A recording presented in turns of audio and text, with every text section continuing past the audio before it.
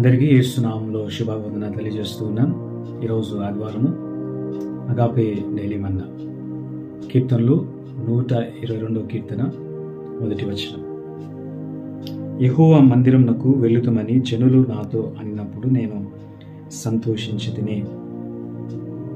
యెహోవా మందిరమునకు వెళ్ళుదమని జనులు దావీదు గారితో అన్నప్పుడు దావీదు గారు ఎంతో సంతోషించారంట, ఎంతో ఆనందించారంట. ఈ దినమున ప్రస్తుత పరిస్థితుల్లో ఎంతమంది సంతోషిస్తారు, ఎంతమంది ఆనందిస్తారు? ఆయన మందిరానికి వెళ్ళటానికి, ఆయన మందిరంలో ఆయన ఆరాధించడానికి, ఆయనను ధ్యానించడానికి, ఆయనను కనపరచడానికి ఎంతమంది ఆనందిస్తారు, సంతోషిస్తారు? ఒకసారి ఆలోచించండి.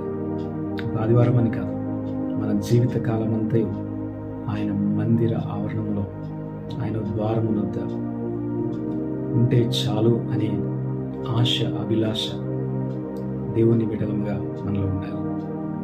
ఈ దినాన ఆదివారము, పునరుత్థాన దినము, మనమందరము దేవుణ్ణి ఆరాధించడానికి, కనపరచడానికి వస్తూ ఉన్నాం, వెళ్తూ ఉన్నాం. కాబట్టి ఈ రోజనే కాదు, అనుదినము, అనుక్షణము దేవుని మందిరమును మనమందరం ఇష్టపడేవారముగా, మందిరానికి వెళ్ళే విషయంలో మనము వెనకబడకుండా సంతోషించేవారముగా, ఆయనను మనమందరము కనపరిచేవారముగా మనమందరము జీవించుదుము గాక. దేవుడు మాటలు దీవించును గాక. ఆమేన్. చిన్న ప్రార్థన చేసుకుందాం. పరిశుద్ధ మహోన్నతుడ, నీకు వందనాలు, స్తోత్రాలు. గొప్ప దేవుడవు తండ్రి.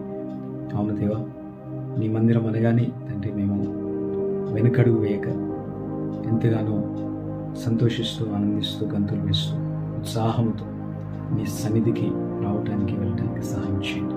మీ ప్రియులను దీవించండి, ఆస్వాదించండి. వారి ఉద్యోగాలను, వ్యాపారాలను, ప్రతి చేతులను దీవించండి. ప్రతి కీడు, శోధన, బలహీనత, రోగం, అపాయం, విపత్తులు, ప్రమాదం నుండి యేసు నామంలో తండ్రి విడిపించండి, రక్షించండి. మీ కృపా క్షేమాలతో నింపి నడిపించండి. యేసు నామములో అడిగి వేడుకొంచున్నాము తండ్రి. ఆమేన్. దేవుడు మిమ్మల్ని అందరినీ సమృద్ధిగా దీవించి ఆశీర్వదించును గాక. ఆమేన్.